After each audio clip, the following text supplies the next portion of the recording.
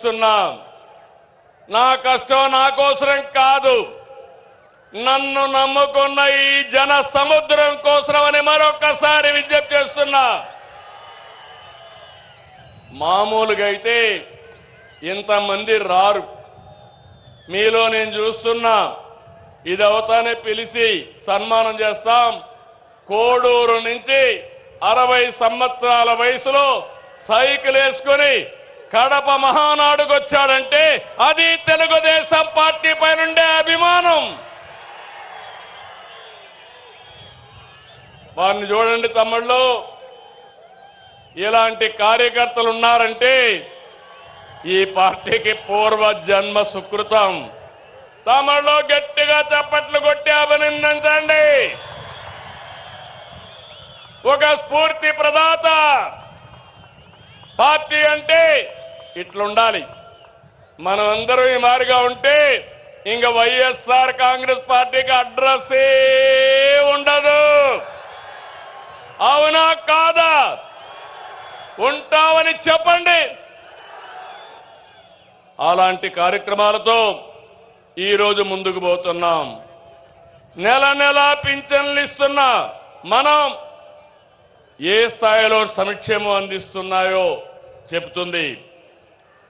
దేశంలో ఏ రాష్ట్రమైనా 64 లక్షల మందికి పింఛన్లు ఇస్తున్నారా అని అడుగుతున్నా. సవాలు విసురుతున్నా. ఏడాదికి 33,000 కోట్లు ఒక్క పింఛన్కే సంక్షేమ కార్యక్రమాలు ఇస్తున్నాం. ఇది ఒక్క మన ప్రభుత్వానికే సాధ్యమైంది.